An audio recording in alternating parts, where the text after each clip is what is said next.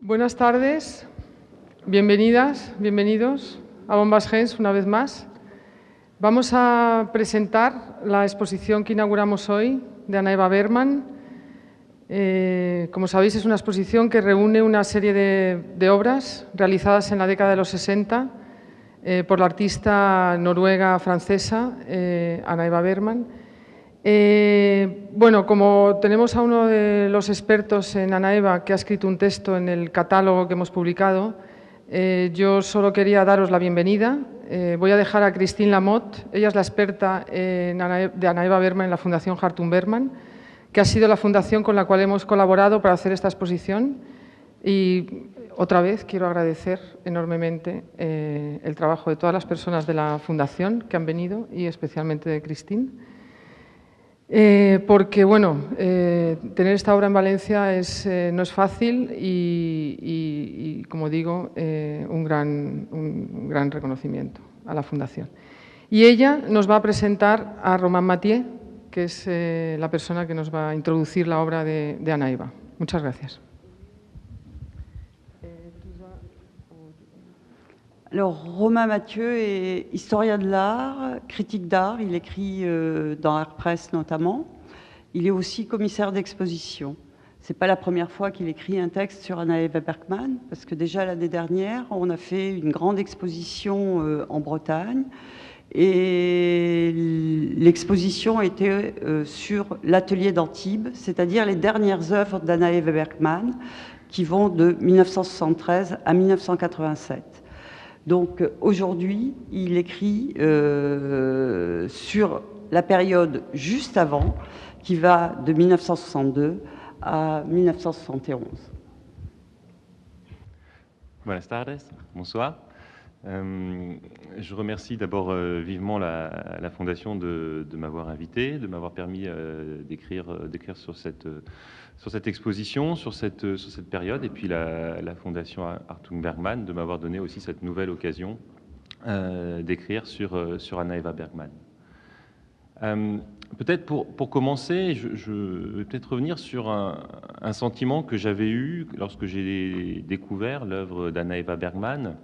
J'avais été marqué par sa très grande singularité, voire quelque chose qui la rend insituable pour l'historien de l'art que je suis, qui a la mauvaise habitude de chercher, même s'il sait que c'est une mauvaise habitude, qui a la mauvaise habitude de chercher à ranger un petit peu les œuvres dans des cases, dans des catégories. Et insituable et insaisissable donc. Donc une profonde singularité de l'œuvre et dans le regard qu'elle nous demande de porter sur l'œuvre, sur la manière de la regarder, sur nos habitudes visuelles, sur nos goûts même, je dirais.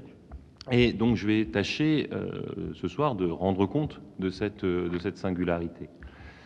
Et immédiatement, j'avais envie de mettre en relation le fait que l'œuvre d'Anna Eva Bergman soit insituable ou résiste à être située, avec le fait que Anna Eva Bergman elle-même, dans sa vie, est quelqu'un qui a une vie qui n'est pas située quelque part, qui est dans de nombreux déplacements.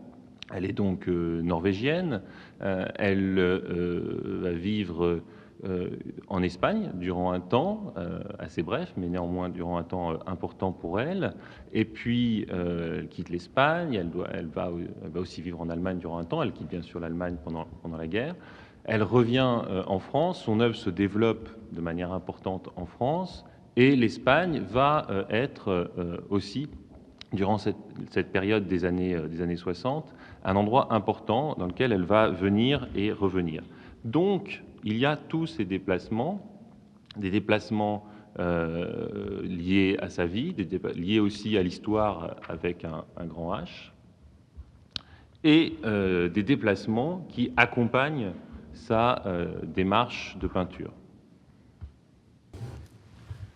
je disais l'histoire avec un grand H parce que la guerre d'Espagne d'abord, la guerre civile qui l'oblige à quitter Minorque, et puis bien sûr la guerre de 39-45, sont des choses qui font une irruption tragique, font une irruption en tout cas dans la vie d'Anna Eva Bergman.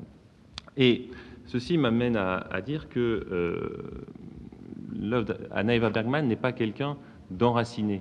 Et c'est quelque chose qui me semble important à poser comme ça au début, parce que finalement, cette exposition, hein, c'est le Nord et le Sud, la Norvège et l'Espagne, et de quelqu'un qui vit en France.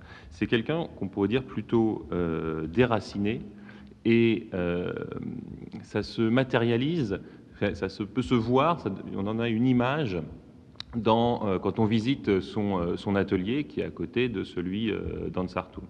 L'atelier d'Ansartung a une grande ouverture qui donne sur les branches des arbres qui s'élèvent comme ça vers le ciel et nous donne cette idée d'élévation et de projection vers la hauteur, tandis que l'atelier d'Anna Eva Bergman, juste à côté, a une ouverture qui qui donne sur les troncs d'un vaste champ d'oliviers et sur ses racines. Et moi, on peut y voir une image de sa peinture, où finalement la peinture et la manière de s'enraciner dans le monde, c'est le point fixe à partir duquel Anna Eva Bergman va penser son rapport au monde.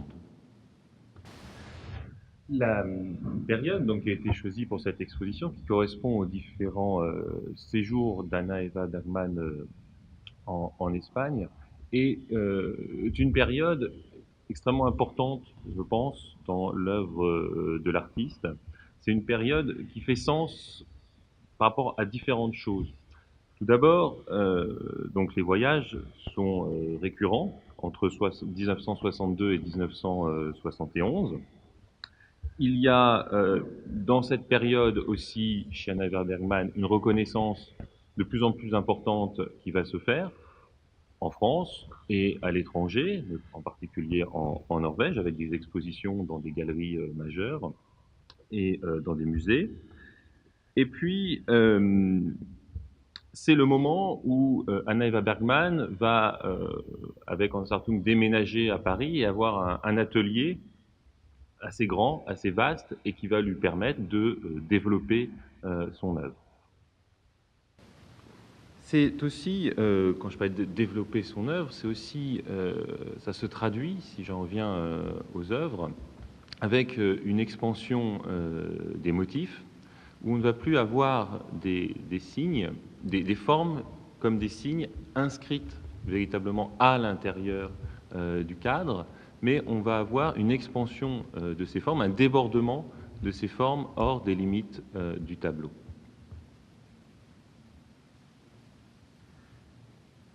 C'est ce que vous pouvez voir autour de vous. Je viendrai peut-être sur des œuvres plus précisément par la suite, mais on le voit sur les différentes œuvres, comment la forme, la ligne, semble se prolonger, excéder le bord du tableau, plutôt que de se refermer à l'intérieur du tableau. Je crois que c'est quelque chose d'important parce que c'est en empruntant ce chemin, Anna Eva Bergman s'éloigne d'une conception de la peinture, une conception du tableau et donc une conception de la peinture qui s'apparente à celle de ce qu'on appelle l'école de Paris dans les années 50, qui va se caractériser justement par un savoir-faire de la composition à l'intérieur du tableau. Les Américains disaient que c'était très French cooking, c'est-à-dire quelque chose de bien fait, mais trop bien fait d'une certaine manière, et se refermant sur un jeu esthétique. Je crois qu'il est important de noter que Anna Eva Bergman est une des artistes qui, en France, et c'est pas si courant, qui va sortir de ce rapport au tableau et proposer un autre rapport à la peinture.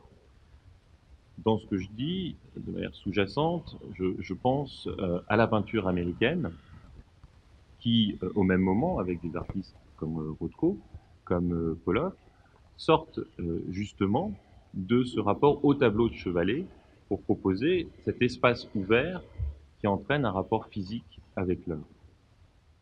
Autre singularité, que ce soit par rapport à la peinture en France ou la peinture aux États-Unis, Bergman va faire cette évolution en lien avec le paysage et va se retrouver de plus en plus marqué, notamment dans les titres, un rapport au paysage et en particulier au paysage de la Norvège. Ceci est lié à un voyage très important qu'elle fait en 64, où elle va jusqu'au Cap Nord et où elle va être très marquée par les paysages, par les lumières qu'elle va voir durant ce voyage.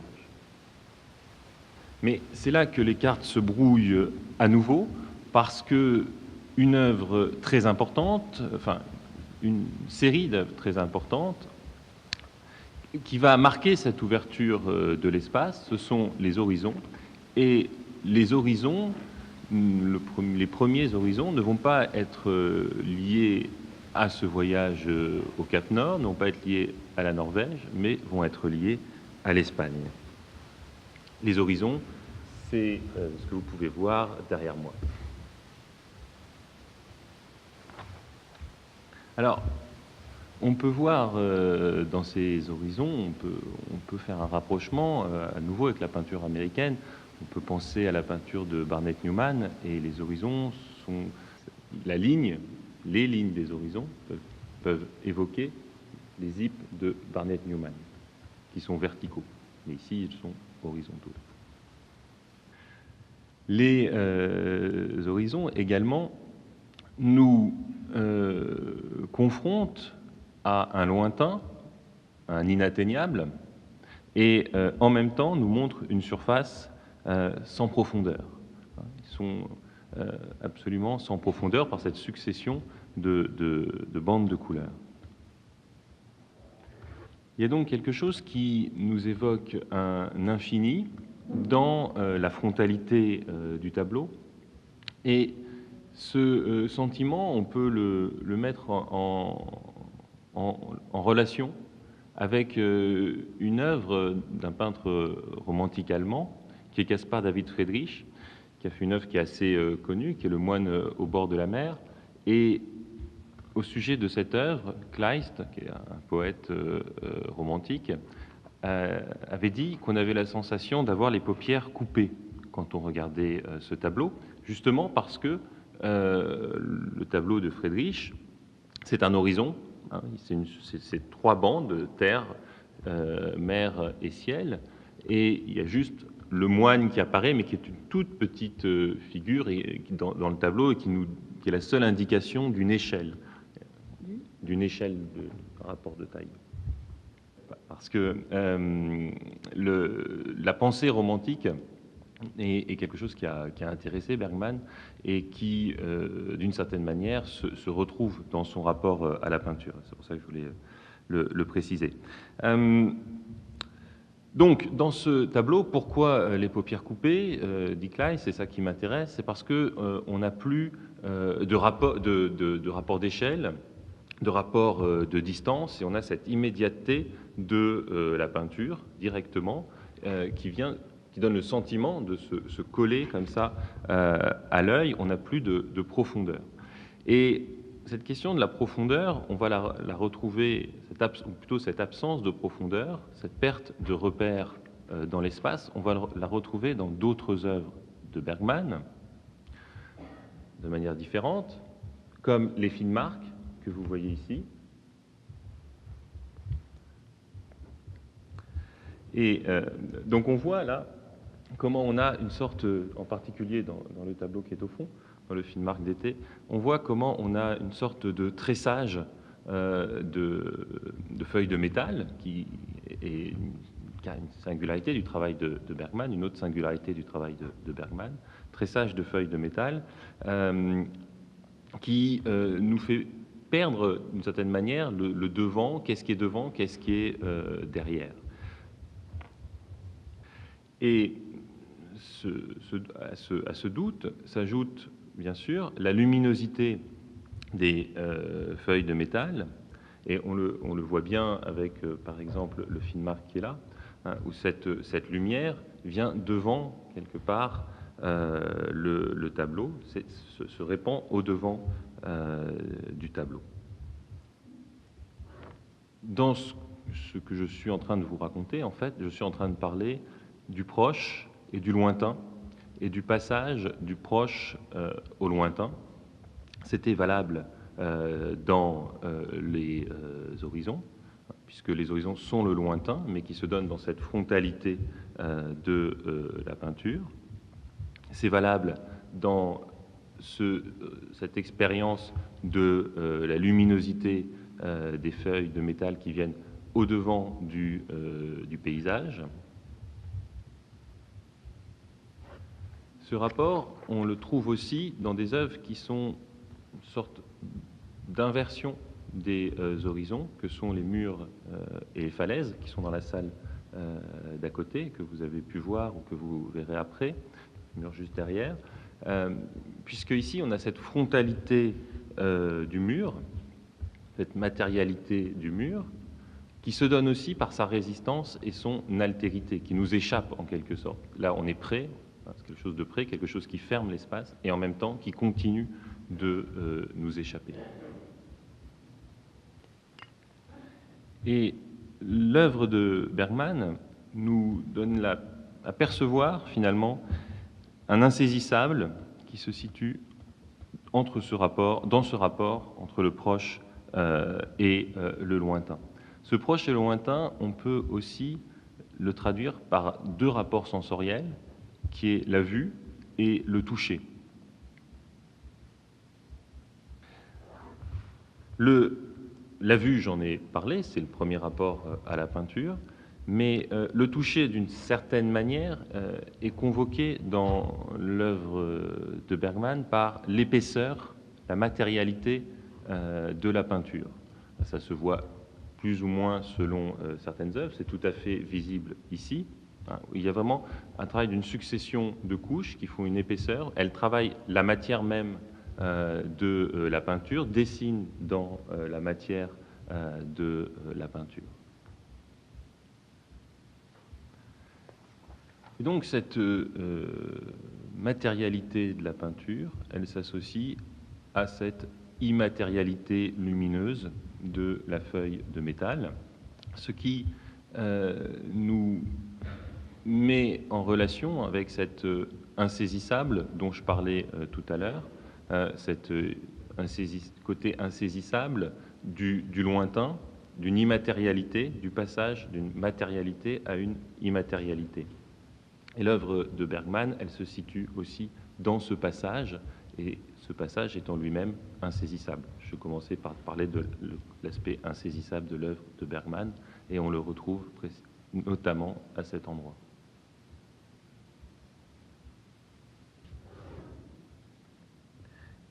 Juste une citation d'Anna Eva Bergman à ce sujet.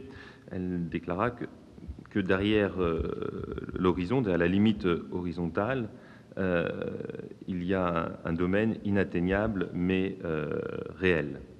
Et elle parlera de vouloir combler le gouffre entre la matière et la spiritualité. C'est-à-dire que les deux ne sont pas séparés.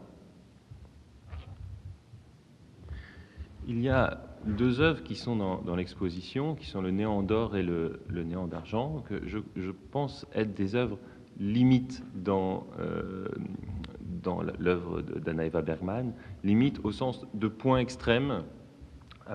Si l'artiste continue, il sort de son travail. Et limite, pourquoi justement les deux Néant d'or et l'argent, ils sont dans la salle, l'autre salle à droite quand on entre, parce que justement dans ces deux tableaux où on bascule dans le monochrome, où il n'y a plus de forme particulière, eh bien on est peut-être extrêmement proche, extrêmement du côté de l'inatteignable et d'une immatérialité produite par la lumière. Et dans les autres œuvres, On va avoir des formes qui vont particulariser et inscrire cette immatérialité dans la matière et la figure.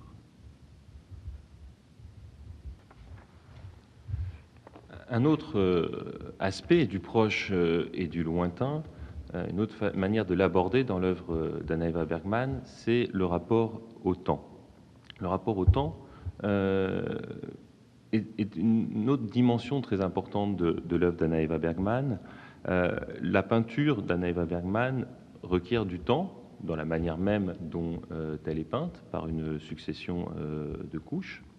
Et en même temps, dans l'œuvre d'Anna Eva Bergman, il y a ce rapport au temps, le temps du voyage, auquel succède le temps de la peinture dans l'atelier, les voyages, les vacances en Espagne, mais qui sont des temps qui travaillent, et le voyage en Norvège notamment. Contrairement à ce qu'on pourrait penser peut-être, ce qui est important, c'est l'éloignement, peut-être plus que la proximité. C'est-à-dire que l'œuvre de Bergman convoque la mémoire et la distance dans la peinture. Et il y a quelque chose c'est quelque chose qui va se manifester par la reprise constante de motifs au fil des années et au fil du temps où s'éloigne l'expérience initiale du paysage.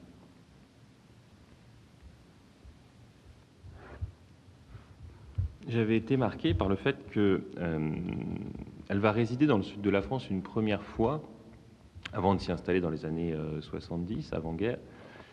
Et ce n'est pas à ce moment-là qu'elle va faire des peintures du sud de la France, mais c'est quand elle va retourner en Norvège.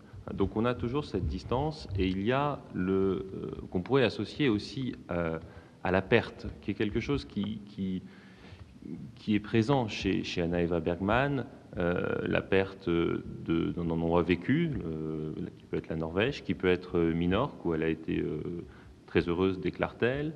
Voilà, différents moments qui sont perdus. Et qui vont se trouver présents dans la peinture. Lorsqu'elle va faire des voyages, elle va prendre des photos. Elle fait des photos en Espagne, elle fait des photos quand elle va en Norvège, qui sont comme des traces, qui portent aussi la trace donc de cet éloignement. Et la mémoire, c'est la mémoire de l'expérience du paysage, et auquel va s'ajouter, avec le temps, la mémoire des motifs qui ont été repris. Puisque vous avez pu le percevoir dans les tableaux que vous avez là, vous avez des motifs qui sont repris, qui réapparaissent. On le voit avec les montagnes, j'ai parlé des murs, des falaises, des horizons. Et vous avez une série de motifs qui sont le vocabulaire de Anna Eva Bergman qu'elle reprend dans ses tableaux. Et la peinture s'abstrait par le souvenir, d'une part, et par le processus pictural.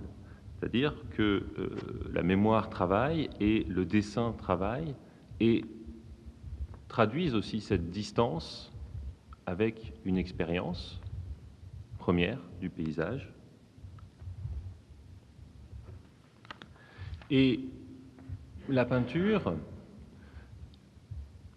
la reprise d'un motif qui va évoluer au fil des décennies, la peinture va être à la recherche d'une expérience première du paysage, me semble-t-il. Expérience première, pas au sens chronologique, pas la première fois qu'on a vu ce paysage, pas nécessairement la première fois, en tout cas, mais au sens où d'une expérience fondamentale, où se traduit cette unité entre la dimension matérielle et spirituelle, le rapport entre le visible et l'invisible.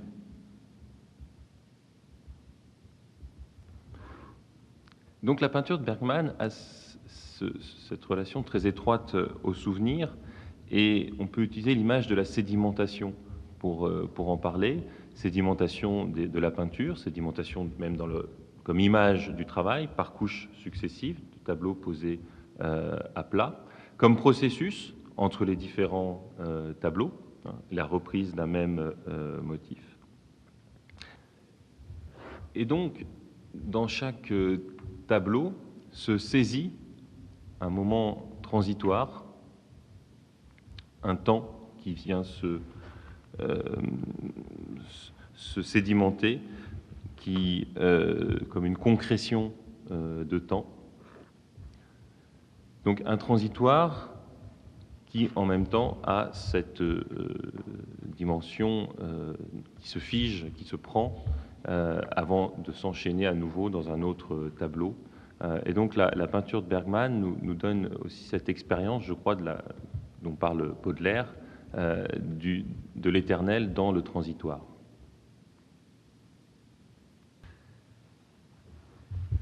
Cette réactualisation constante d'une expérience première ou fondamentale, elle se manifeste aussi dans les voyages que va faire Anna Eva Bergman, le voyage au Cap Nord, donc vers un monde préservé, on va dire, où la nature est sauvage. Quand elle parlera de Carboneras, où elle va s'installer, donc où elle va revenir pendant plusieurs années, elle parlera d'un monde resté sauvage et inchangé. Et elle fera un voyage aussi en Espagne qui a été important pour elle en 70, à la Sourdès, où elle y voit aussi, parce qu'elle y voit aussi un monde premier. Dans cette recherche, on peut percevoir la recherche d'un monde vierge, donc, où s'exprime l'énergie fondamentale de la nature. Ce qui, dans le visible de la nature, dans la matière de la nature, eh bien, agit en elle son énergie fondamentale. C'est quelque chose, c'est une pensée qui a été importante, qu'on trouve chez les romantiques, hein, cette idée qu'il y a une énergie qui anime la nature, et qui est aussi une pensée présente à la Renaissance. Et on parle en latin de natura naturans, cette énergie.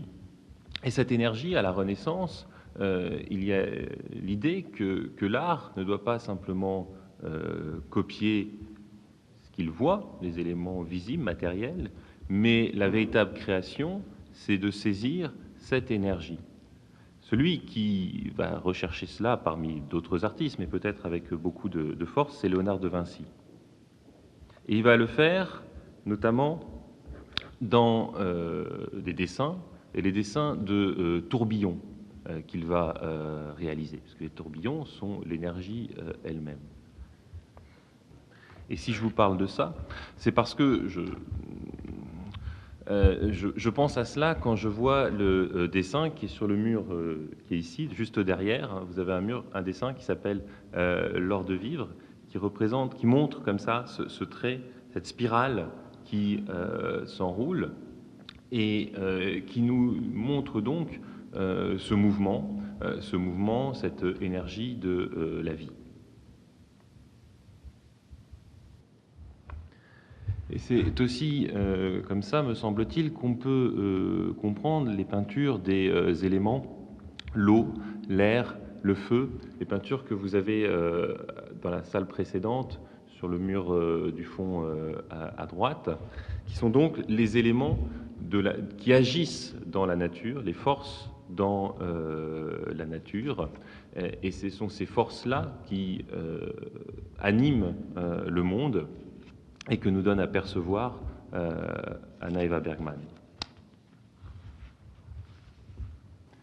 Et je crois que l'œuvre d'Anna Eva Bergman, je parlais au début d'une d'une peinture à partir duquel se pense son rapport au monde.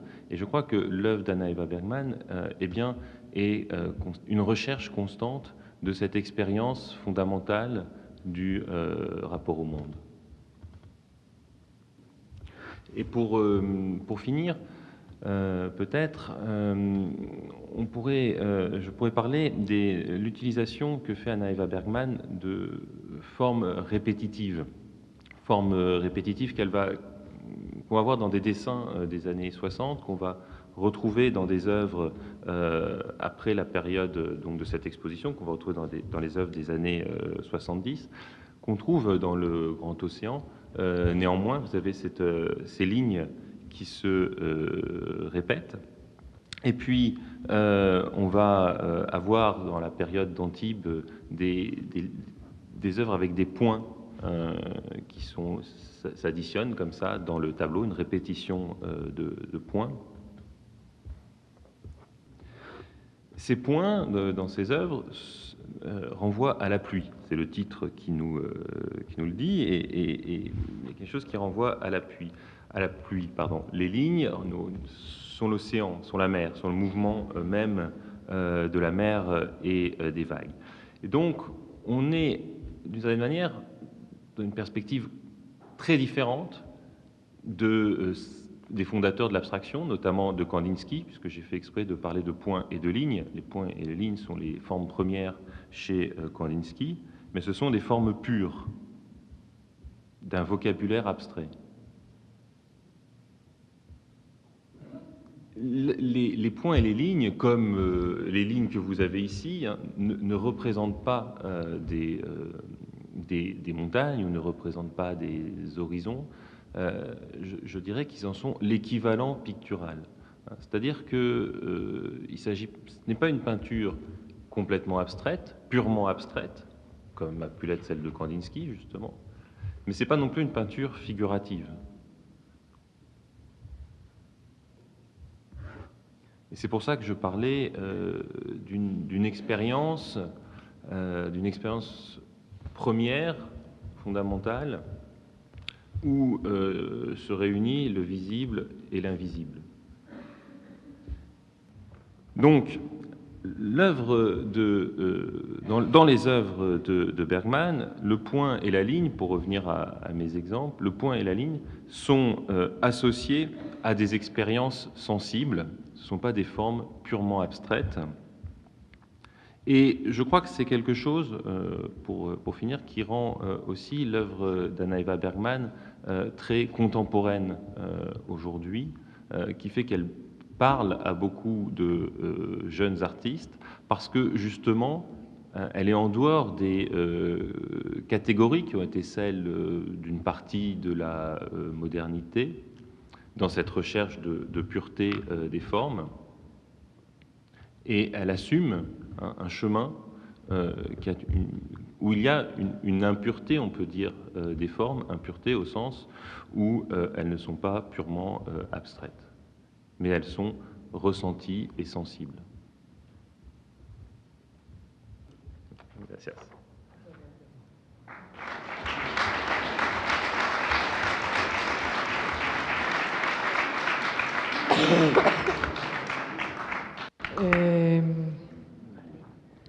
Muchas gracias, Román, por la conferencia. No sé si tenéis alguna pregunta, y si no, yo os animaría... Dígame. No, os animaría... Bueno, tenemos que recoger la sala para la inauguración, pero podemos... Román está aquí. Podemos dar un paseo con él por la exposición, y si hay alguna pregunta la puede contestar delante de la obra, que ha estado intentando explicar la exposición, diciendo siempre las obras que están en la otra sala. Posiblemente es el momento que podamos ir con él, y bueno, y si tenéis alguna duda o alguna pregunta. Y también os invitamos a visitar nuestro jardín hasta que comience la inauguración. Muchas gracias.